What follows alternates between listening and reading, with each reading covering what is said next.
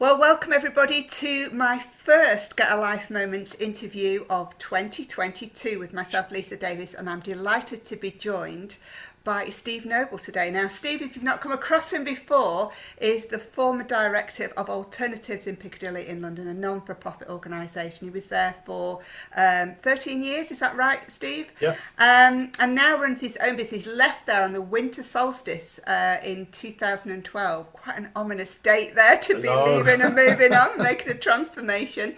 And now runs his own business and is the founder of the Soul Matrix healing system. So welcome, Steve. It's Thanks, really Lisa. my pleasure to have you with us today. Oh, thanks for inviting me. Is it sunny there in Brighton today? It's not sunny, but it's not bad. It's not a bad day. This is my first kind of day back to work, really. I've had 3 weeks off, and this is my first working thing. I mean, apart from other bits and pieces I like doing, but this is my first kind of interview. Into work. Yeah. And I saw actually on my news feed that you're also going to be speaking to Stuart Pearce as well, aren't you? Oh yeah, on January the 10th. So that'll be a great one to look out for. Do you know, I could just melt on listening to his voice. He's got the most amazing voice. I know. Yes, he sounds fantastic. So that's another one for the viewers and the listeners to seek out as well. So, but let's kind of get to know you a little bit. For those people who've not come across you before, Steve, who is Steve Nobel? Who's Steve? Well, I was born in a family in North London, Northeast London, Hackney. I've got 2 brothers, working class.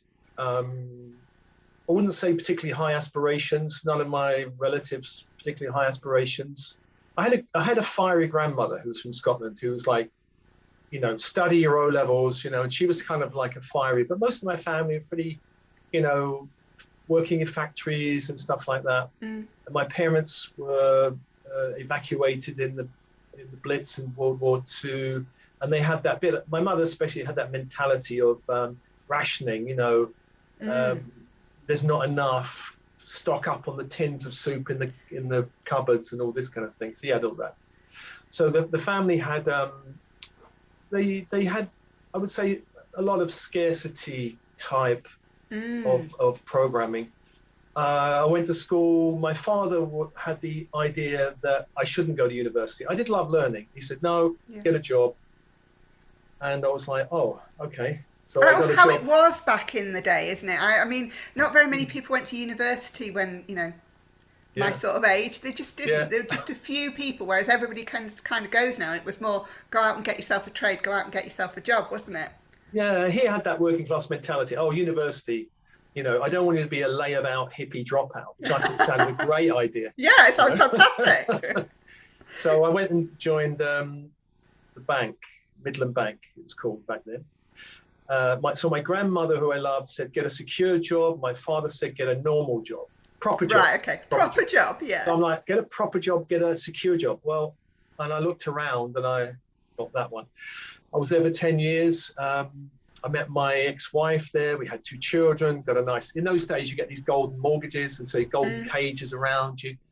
But after 10 years, I couldn't hack it anymore. I left and I went into local government, Lambeth, the most left-wing local government in London, probably. It was a bit of a shock to my system, but quite a difference from that corporate world, yeah. Yeah, corporate anal. I think that the people almost looked a bit like that in the bank, whereas in the local government, it was much more anarchic, and it took me. It was like, whoa, What a contrast! It was a contrast. Red tape. It fight the poll tax. It was all this kind of stuff. And I worked with elderly housing services, so I was like going in, dealing with people, dealing with their issues. And I think I'm Libra, and I'm more a people person than a banking person, really. I did that for 10 years. And in that 10 years, I started getting spiritual. I started seeing crystal healers, and I started following a brilliant teacher called Jill Edwards, who wrote a book, Magically. Oh, yes. I trained with her for 9 years. She's lovely. Wonderful. What a loss. What a loss to the world.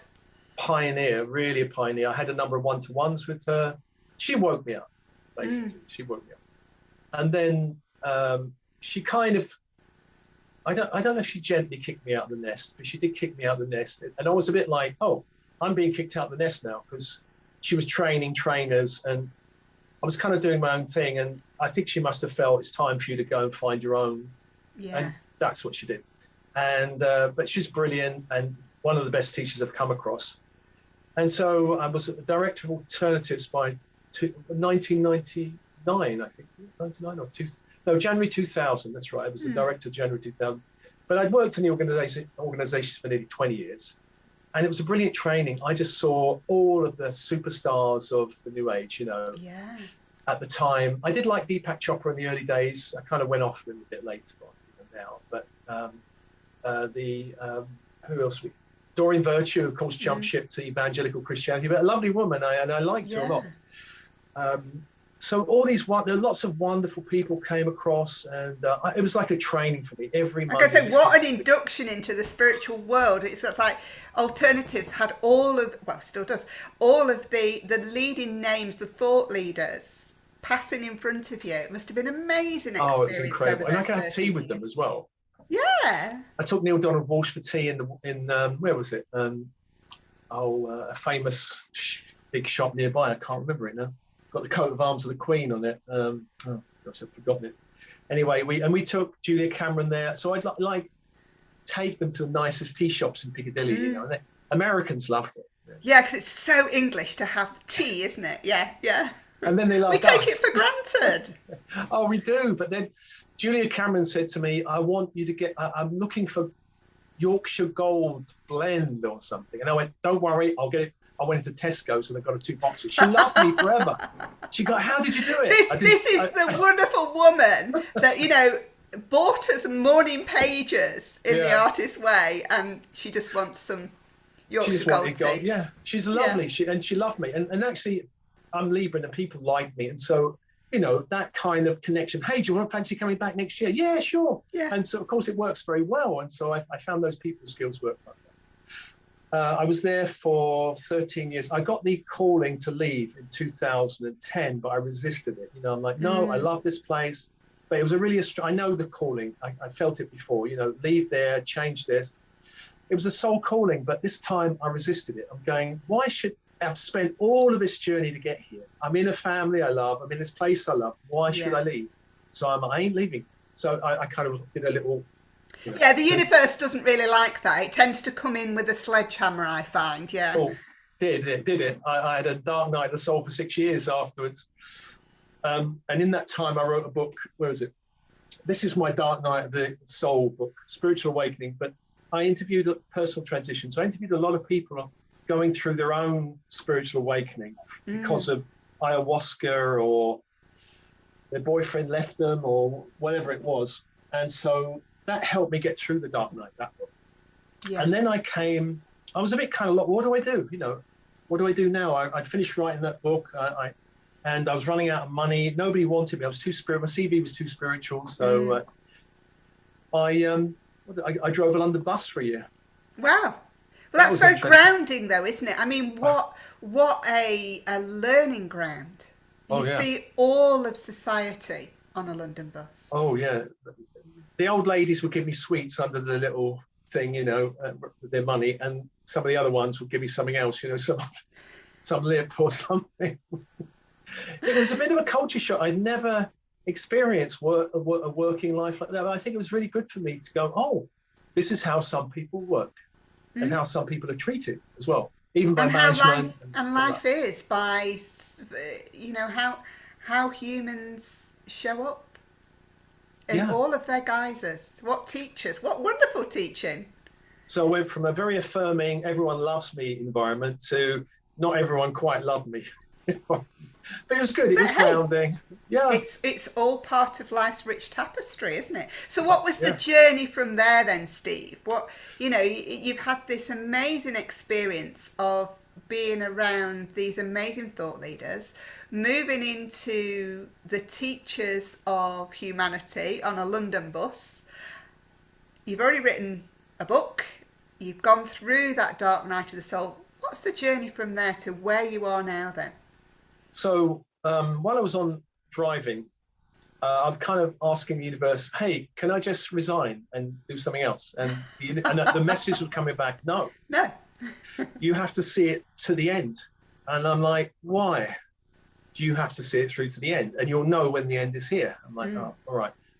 And then there came a point where I started noticing 11:11 for a whole week, every day, everywhere, on the clock, everywhere. And I'm like, oh, this is unusual, because it wasn't like happening before. But then it started really happening. And then my back, I had sciatica, I took time off work. And then the universe said, now you can leave. I'm like, oh, okay. And so I left, I resigned, and I started the Soul Matrix in 2016, January 2016. And at the beginning, it was slow. It's like, I woke up one morning and Spirit said, okay, Starseed's an ascension. And to be honest, I was not really that caught up on, I was very pragmatic. I like the manifesting. I like the change of life. I didn't like, Starseeds, who knows? Ascension, I hear people, but who knows? And 2012, who knows?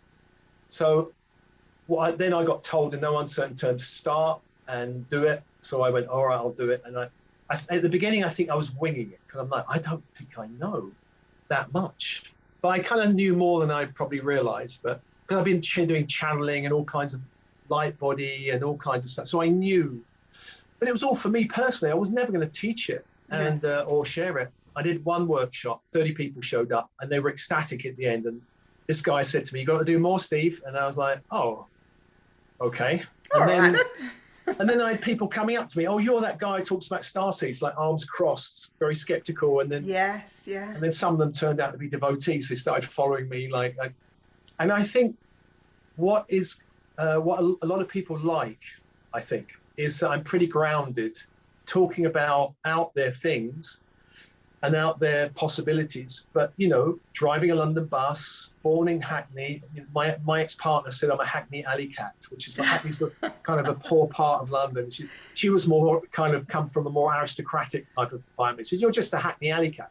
And I said, yes, I am just a Hackney alley cat, but I'm doing all right.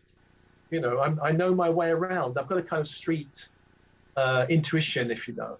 It's really interesting, isn't it? Because, it's a little bit like Harry Potter, the muggles and those that can see what's going on.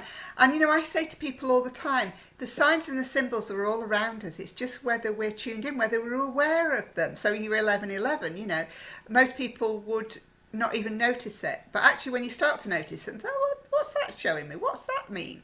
Or, you're noticing an animal coming into your awareness all the time. It's like, okay, well, what's that teaching you then? And if you can get really grounded with that and very practical with that, it's meaningful to everybody. People love it when they start to realise that it's just a great big mirror, isn't it? Oh, yeah.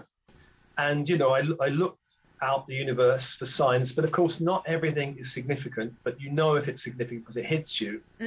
And so when I was in local government, I asked the universe, should I resign?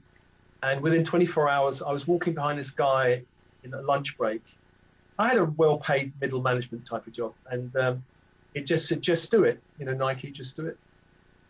And I didn't read it and go, oh, that's sweet. It hit me like, oh. Yes, yeah. And then my kind of mind went, you are not going to resign because of that T-shirt, And I went, yeah, stupid. Oh, that's silly of me. But I saw the same sign in a window within a minute or two. And I went, you know what? I'm out of here. And there was a double rainbow the next morning, which I thought was another great sign. It's so amazing, isn't it? I don't know if you've ever come across Dr. Christine Page in your travels or in your time. She used to be a GP in the UK, and she went up to Findhorn and went on this retreat. And on her way back, she's thinking, right, I'm going to give up being in this practice. And anyway, to cut very long story short, she went to America, and she's now a spiritual thought leader. She's still also a trained clinical doctor. But I once went on some continued professional development with her, and she said, just do that, ask the universe to show you in no uncertain terms. Actually say, show me within the next half an hour, just like you're saying there, just show me. And I remember doing it, and a similar sort of thing. Should I change this job? Should I take this job? And I literally pulled out onto a main road, and there was a sign on the back of a lorry. And you can't miss it, and it's Yeah. so obvious that it's just like the just do it thing. It's not like, oh yeah, that's interesting. It's like bang, and it hits you, and it's really obvious, isn't it? Yeah, if you're really aligned with the universe, they'll send you guidance and warnings. Yeah. I had a girlfriend many years ago, and she said, "Let's go and see a film." I think I said, "Sure," and we didn't know what. Well, let's choose that one. And we went and saw this film. Oh my gosh! And I said to the universe, "This film is going to be a reflection of this relationship, this budding relationship." Oh my gosh! It was a clear sign. Get out now. And I looked at it, I went, no, okay, maybe I misinterpreted it, but, I wish I'd have listened to it earlier.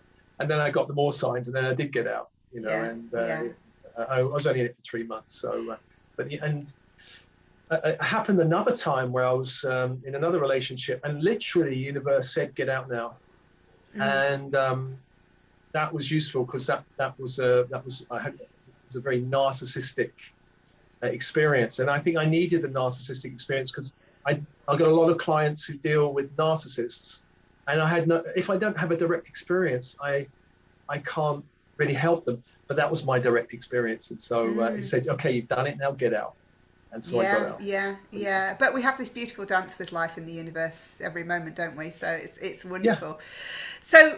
So you kind of moving towards this starseed stuff. You start up the soul matrix. So tell me a little bit more about that as a healing system for anybody who's not come across it before.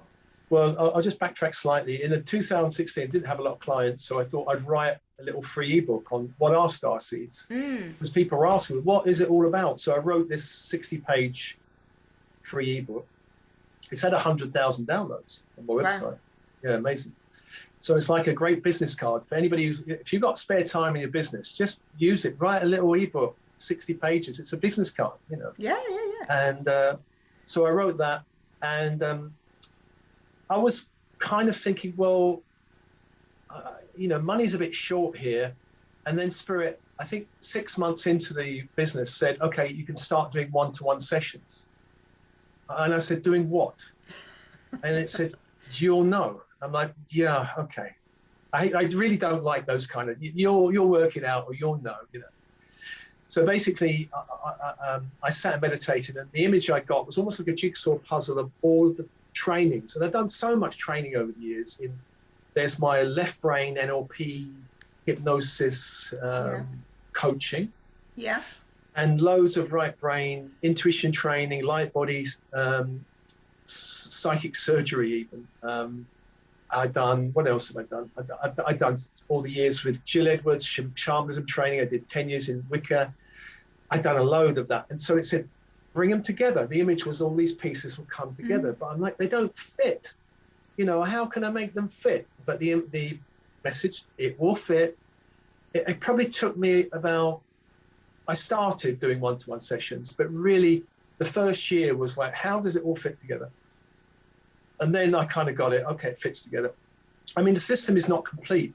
It's not a complete system in that it's still growing and building. I'm still, my partner's also going, there's something we need to add in. There's some other bit. And I might have a client that presents an issue that I've never quite seen. It doesn't happen so often. I've never seen before. I kind of in sessions deal with a lot of the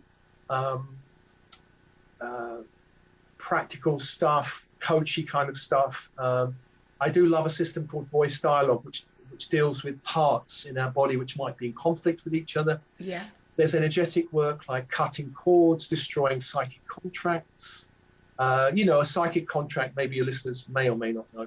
We can have a contract before this birth that will come in and will help someone, or we'll have a contract to limit the amount of money or abundance we're experiencing for a reason, or so all these agreements can be altered at certain point. If we learn, got the lesson now, okay, we can destroy the agreement. So I went through scarcity in my family. Money was always a bit of an issue for many years. And then I got in my late 50s starting this business up. Okay, you can destroy all of them now. You've learned those lessons. You don't need to keep repeating it. Yeah. Be as abundant as you like. I'm like, thanks, universe. And so now, on my YouTube channel, there's loads of transmissions around abundance. So everything I've learned and put into practice in my own life, I put out as a transmission or a meditation. And basically, money is energy. So on that one, money is energy. And for me, and a lot of people, spiritual people, they don't like the feeling of too much money as energy in their field, because money is not clean energy, for example. It comes with a lot of projection and angst of billions of people. So there's all kinds of things we can do to clean it up and accumulate. I didn't allow myself to accumulate. To have loving romantic relationship. It could be any area, health, there could be all kinds of areas. And we take on agreements or psychic contracts to limit us, because limitation is a useful experience. If you want to know what love is, we'll find out what the opposite is. And because we live in this universe of polarity, you know, so Yeah. it's, if you want to know about abundance, don't ask a billionaire who's born a billionaire, because they probably go, get a trust fund. They won't know. But if you know, like I've been through, you know, the Hackney Alley Cat thing, you know, bus driving, you know, from working my way up to be a director of a company, spiritual company, and then doing my own business. I've kind of had to find out what works rather than get an MBA from Harvard. You know, it's not like that. So I'm not formulaic. I'm really pragmatic. Does it work? If it doesn't work, put it to one side. So there's a lot of the energetic things, ancestral work, because a lot of issues come from bloodlines, clearing bloodlines. You know, there may be a problem in the bloodline that goes back to the great-great-grandparents, and you know, maybe they went on an adventure and drowned going to America or something. Bloodline says no more adventures, no more risk taking, kaboom. And that energy is still in the bloodline. We have to clear it. Yeah. Other lifetimes is a huge one, really, you know, and a lot of spiritual people, especially when they come out of the spiritual closet, are like, I'm afraid of something. And they're usually afraid of persecution from other lifetimes. They've experienced it, you know. I've had lifetimes of certainly one that I remember being burnt as a witch. And if you have anything like that, your unconscious mind's going to go, we don't think that's a good idea, you know. Yeah. So it's clearing all these programs out. Yeah. Yeah. So it's present life stuff. So I deal with present life stuff, ego stuff, awakening stuff, bloodline stuff, and other lifetime stuff. That kind of basically is everything I think that someone needs to deal with. Right, from the really practical coaching, language patterns end of things, right to the very spiritual. So it's that whole breadth, that whole toolkit. Yeah, the whole thing that you bring to it. And I love language, and that's why I love NLP. Linguistics is energy. You know, just listening to someone saying, "I can't do that," you know, the NLP question, and who says you can't do that? You know, these kind of very practical things that makes people go, clean language, just clean language. It's amazing what can be achieved just by mirroring that. I'm working with metaphor, which is clean language. I love metaphorical language is so powerful. I love storytelling. I love mythology. And so you can find out someone's myth that they're living out. You know, somebody may be living out the Cinderella myth or the ugly duckling myth. And you can just go, really? Have a look. Is that what you want to be living? You know? But words are so powerful, aren't they? I mean, what's the old saying? Words cast spells. That's why we call it spelling. You know, they are so powerful, so powerful. Yeah, absolutely. So you said you've written 6 books. So I'm really interested to know your latest book, which really kind of was the stimulus for me to get in contact and say, come on, let's do a Get a Life Moment interview, because I was so interested to hear about your latest book. So tell us a little bit. Just so happen to have a copy here. Yes, let's have a little look. There it is, the spiritual delights on it, the spiritual entrepreneur. So I've put it on Kindle first, and then I've got it printed up. It's my first book I've ever printed, you know, actually printed myself. So it was a bit of going through the whole process. So a really interesting process. It's written in 4 parts. I've got 4 parts, I can see it. Yeah. Part 1 is called Open Door. And the open door is really, it goes a little bit into the spiritual revolution going on now, why spirituality is important in business, the different types of entrepreneurs. And mostly the people that read my book are, I call a kind of type B entrepreneur. They're not naturally born. I'm not naturally born. They're someone who probably in their late 20s, 30s or 40s go, you know what, I'm sick of this job. I'm going to try I'm being called to do my own business. There are people who are naturally born entrepreneurs that go, I don't need a book like this, I'm just going to do it. And I've met them, they're 15, 16, doing really well as teenagers, going, I'm not doing all that, work stuff. I'm going to do I'm my own just going to business. be an entrepreneur, yeah. The second section is called Open Mind, which is really about what I call our brake pedals. It's all the self-doubt, the rejection, the scarcities, the limitations from other lifetimes, the ancestral problems. There's stuff in there called we need a new work ethic, because the old puritanical work ethic is really, if you've been to America, they're running on it. It's the capital of puritanical work ethic, Keep busy, work hard, keep pushing, keep, striving, They don't short even lunch take breaks. vacations. I think they have No. 2 weeks, don't they? Something like that. Oh, it's so If tiring. that, yeah. There's sections on entrepreneurial thinking, because going from an employee to an entrepreneur is such a massive mind shift. And it goes through the kind of shifts you have to make mentally, how to get into a creative flow, how to follow the bliss, how to get into purposeful direction. I go into things like the power of storytelling, which we talked a little bit about, because a lot of entrepreneurs don't realize that story is so, so important, their story. And often entrepreneurs will say, here's my business. And I look at it and go, well, where are you in it? Yes. Oh, it's not about me. Yes, it's about you. And where are you? And what's your story? When I used to go to the Tate Modern in London, all those kind of abstract paintings, I'd look at them and go, what's it all about? But I read the story and go, oh my gosh, that's amazing. Story brings the business alive. I go into blind spots, the blind spots we have that we need to really look at, because the blind spots will trip us over. The third section is an open channel, which is really about the masculine energy and the feminine energy. And why that's important is most entrepreneurial books these days are yang, masculine, elbow the competition, go for it, have your bucket list, exit plan, all of I this don't stuff. think we're in that space anymore, are we? It doesn't work anymore. I mean, I think it was back in 2014 I did a world sort of forum, and I talked about this subject of needing that feminine energy. And that, when I say feminine energy, that doesn't mean women. That means, as you'll know, that means we all have masculine, feminine energy with all of us, whatever gender you identify as. But actually, the need for that, the feminine principle coming forward. And that was back in 2014, I think it was. I was on there with the vice president of American Express, and there's me talking about this. The corporate world's a bit slower. Yeah, but it's so important that I feel, and I don't know whether you talk about this in your book, but it's something I'm quite passionate about. That I think we're in a place of collaboration now, which is a very feminine sort of entrepreneurial way of doing things. That compassionate collaboration, heartfelt, rather than I'm just going to tread on anybody to get to where I need to get to. Yeah, dog eat dog doesn't work anymore. It doesn't work anymore. And people are not inspired by that. They're not inspired by, hey, I've got the biggest Porsche in the driveway than anybody else. Nobody cares about that.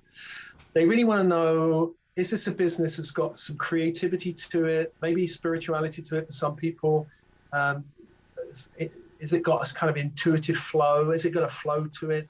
I think that's why Steve Jobs' Apple phone, and I do love my Apple phone, kind of pushed aside. It was so creative and so different. People want that. And on the market also, there are some spiritual books coming up, which is the feminine way of doing business. But I even think that some of them are too extreme. They're kind of like, light a candle, invoke the angels, and your business will be all right. I mean, that's really extreme, really. I'm exaggerating. Yeah. And I think for me, it's a blend of the best of the masculine energy and the best of the feminine energy. So you have a logical mind, which should be really connected to your intuitive mind, because it's not just about following every intuition you have. You need to have strategies as well to put in place to make your business work. Of course. But actually, that's about blend of both. Really. Yeah, and having that flow and backing up your intuition with the data. I mean, it makes perfect sense to me anyway. Yeah. But also that it is about collaboration. It's not about dog eat dog. It's about playing to everybody's strengths and knowing that you can do anything but not everything. Well, when I was at Alternatives, I remember back in the early 2000s with the internet coming up, I went around a few spiritual organizations in London saying, hey, should we work together? You know, we can somehow collaborate. And I remember really clearly, there was a woman manager, actually. She said to me, well, why would we do that? You're our competitor. And I was like, wow. I mean, I changed her mind. We became great friends, and that was fine. But that was the old mindset. Why? You're a competitor. Why should we promote you? But, you know, now I do podcasts with loads of people that are in the same industry, you know, promoting them. And I don't see it puts me out at all, really. You know, if anything, it builds. You know, I'm very generous with people. I'm, you know, promoting other people. I did it all. That was my job at Alternatives, promoting loads of people. And I still do it. I still promote people I like. Well, point in case, that's what I'm doing here. You know what I mean? It's just, that we live in an abundant universe. There is plenty enough to go round. Oh, and since we've had this global nonsense going on, you know, I'll just call it the global nonsense situation. People who are in the personal development, psychic divination, spirituality, you know, my business probably shot up 20%, I imagine. I couldn't keep up with it all. Yeah. So there is no shortage. You know, the world needs more inspiration.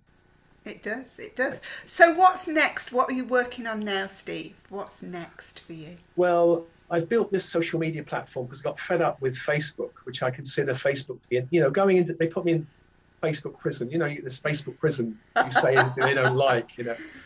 And of course, you can't be open. I can't be as open on Facebook as I can on my own social media platform, especially about the current global nonsense. You know, I have my own views about that. So I created my own spiritual Facebook, which is oursocialmatrix.com. And people can go to my website and sign up. It's free. And it's just like Facebook. I mean, it's not as whizzy. I haven't got $1 billion to invest in it. So it's not quite as whizzy, but there's 10,000 people on there all connecting. It's quite a nice community, really lovely. The nice thing is people are showing their faces, you know, rather than these little weird avatars. So people feel safe, which is what I want people to feel safe to share who they are, what they think, and what they think is important. So that is a building, and I'm still investing in it. I've probably got another couple of books on the pipeline. My YouTube channel is almost 140,000. I've got a silver disc from YouTube. When you hit 100,000, you get a silver disc, which I put in my toilet downstairs, guest toilet. Lovely. So if anybody's sitting there, they go, oh, look that's nice. My kids go, what, in the toilet, Dad? You can't put it in the toilet. I said, yes, I can. Everybody's going to see it there, though, aren't they? I mean, let's be fair. They are going to see it there. I mean, actually, someone's sending me another award, a crystal kind of thing that big. So I'm saying, can we put it in the toilet? Got to get a little shelf, put all the awards in the toilet. Fantastic. Humanitarian 2021 or something. Wow, what an accolade. Which is quite nice. Yeah, what an accolade. I'm not sure. I think, you know, many years ago when I was at Alternative, someone said to me, what's your business plan for the next 5 years for this organization? And this was before any global nonsense coming up. But I said, I can only really envision a year at a time. You know, I'm not going to lock the organization into a 5-year plan. And I don't even, next year, who knows? But the trajectory I'm going on is I'm building a library of free resources. Starseed's going through the awakening process, ascension process. And it's really nice. People send me lots of messages about how it's healed this or inspired them that or gotten through a dark night here. And that's my mission, really, is to help however many people get through this weird period we're in. Because we are in a very, very weird period. Well, we're in, as I think I said before we started, you know, I did these interviews and I did storytelling with the muse of these lovely little cards. This was yours, actually. I always pick a card out before I interview anybody. What's that one? Nine of Pentacles, yeah. Oh. So I always pick a card out to see what energy is, you know, what the energy is that I'm bringing to the interview. But I did storytelling with those little lovelies every single day of the first staying at home. Just to and it was just telling the story. I was inspired by remembering back at school we learnt about Samuel Pepys' diaries of the Great Plague, and I wanted to keep a record of this unique time in history, but I wanted to do it in my style. And so things like that, we are in a once in a lifetime, well, more than one lifetime, I think, experience. And we could say that it's all a little bit odd and a little bit strange, but actually, depending on your belief system, I know when I'm speaking to you, I can say we chose to be here at this time. Yeah. Yeah. But depending on your belief system, that's, that might not be the case in everybody's mind. But we're here right now, living this amazing experience. It might not feel amazing, especially perhaps if you're in Australia or in, Vienna right now. But it is a groundbreaking time in our history. And oh yeah, well, what the planet is next? Planet's transforming. It needs probably this and more to give it a little bit of a kickstart, really. Although I'm going to be a little bit controversial. I think it's necessary what we're going through, but I do feel the whole situation has been contrived. I'll just say that word, contrived. Yes. And there's a lot of it that's still being contrived, and the narrative is being, massaged and manipulated. But a lot of people are seeing through it, and that we should still see it's a very positive thing because the world needs it. Because change is not easy. And actually, one of the chapters here, chaos always precedes transformation, and that's personal and global. I think that's true. And I mean, that's not to lessen anybody's loss through all of this, anybody's personal grief or loss throughout. Of course, it's not to lessen any of that. But when you look at it from a macro level, yes, that chaos precedes the transformation, doesn't it? Yeah, and of course the other element is of life and death. Really, it's a great reminder that we're not permanent beings. We'd like to think we live forever, and I'm hoping I will live a long age. I've got lots to do, but when we leave this body, life goes on. The soul is eternal. As in my experience, doing all these journeyings where I go, I don't see it's the end. My brother's a medium actually, and he talks to. I don't really talk to the spirits like he does, but he sees them and he chats to them, which I'm like, okay, his dad, my father, when he passed over, came back and said, I'm here. I didn't hear it. I'm not auditory in that same way as him. So yeah, we come from a family where my great auntie was into spiritualism and all of this, going to the churches and all of that. So I've had an interest for many, many years. So I think when it comes my time to leave the planet, I'll be more prepared psychologically, emotionally, to take that exit as a smooth path as possible. Yeah, that's what we can all only hope for. There's one certainty that will come at some point, and we can only hope and pray that that's a kind experience, I guess. Well, my father, when he was passing, this was really before I got really deep into spirituality, he said, they're coming for me. He was not a spiritual person. And my brother was a medium, said, yeah, he can see them. They're here at the bottom of the bed. And I'm like, wow, isn't that amazing? And another relative said the same thing, they're coming for me. And I thought, that's so beautiful to hear that. I mean, obviously everybody has different belief systems and different spirituality or religion or none, but I find that comforting. Yeah. Personally, I find that comforting, but hey, let's hope it's a long time till we're there. Yeah. So as with all of my guests, the final question I want to ask you is, what is your top tip for life, Steve?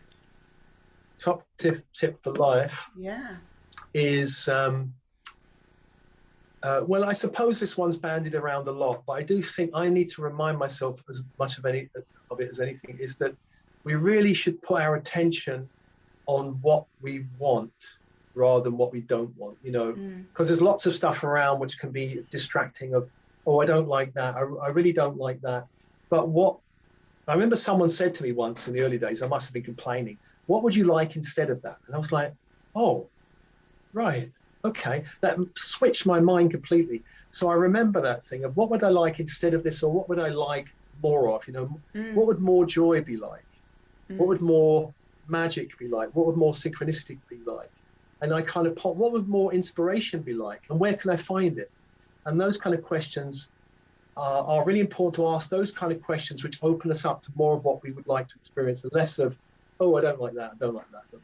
Yeah, because what we focus on grows, or where our focus goes, energy flows. It's a very basic principle, but I remind myself often, because there are times where I sometimes forget. And I go, oh no, I need to remind myself, put my energy back what I want to create. What would you rather have? What do you want to experience? Yeah. Brilliant. So I'm sorry, it's not the most esoteric one, but it's one I'm reminding myself again and again And I think it's really important, because if we're focusing on expansion rather than retraction, that's got to be a good thing, hasn't it? That we're living more of our experience. That's got to be a good thing. Yeah. Well, it's been my absolute pleasure finding out a little bit more about you, Steve, and hearing your journey and hearing a little bit about your books and what you're working on. And of course, we'll include all of the links so all of the viewers and listeners can take a look for themselves. But thank you so much for taking the time. That's brilliant. Thank you so much. You're welcome.